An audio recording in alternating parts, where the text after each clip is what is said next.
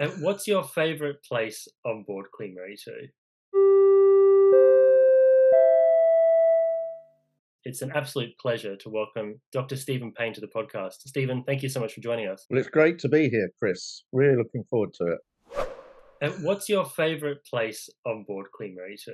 The Britannia restaurant is very special because I think that more than anywhere else gives you that sort of ship of state Yep. ambience. And I was very conscious that on the old Queens, the Queen Mary and the Queen Elizabeth, not QE2, but those first Queens, and the Normandy and the Rex and the Bremen Mm.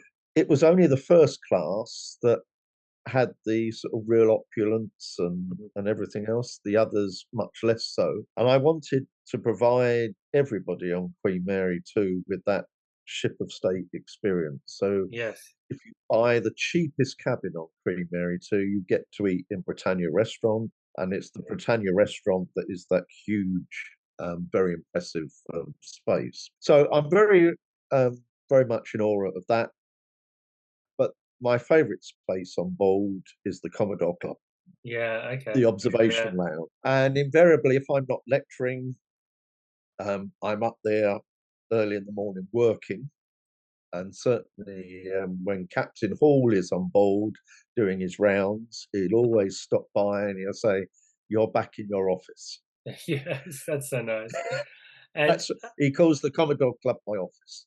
uh, it's a beautiful place, and it's much smaller than the Commodore clubs on board the Elizabeth and Victoria and Queen Anne, but Yep. it's got that sort of special. You got to go to it. It's at the front of the ship. It's intimate. It has that view of the bow, and I sat there in November 2019 and watched the waves crashing over the bow as we were coming out of a Force 12, and it was the most Yeah. remarkable experience.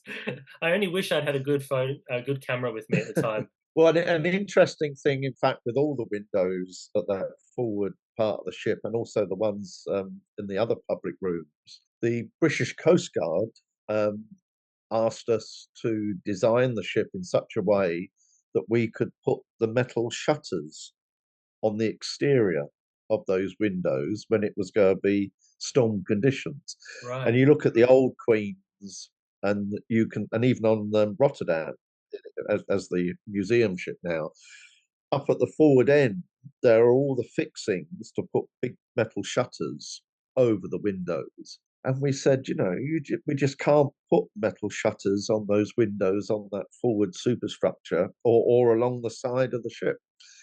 So there's a very good thing in the SOLAS, the Safety of Life at Sea regulations, which is equivalence. Yes.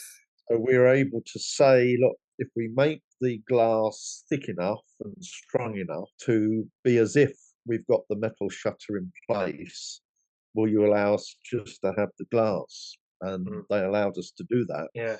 And that's why it's laminated, and there are 3 or 4 layers of different glass on Yeah. those windows.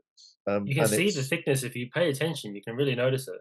that's right. And Yeah. it's because it's the equivalent of having the metal shutter there. Amazing. Amazing.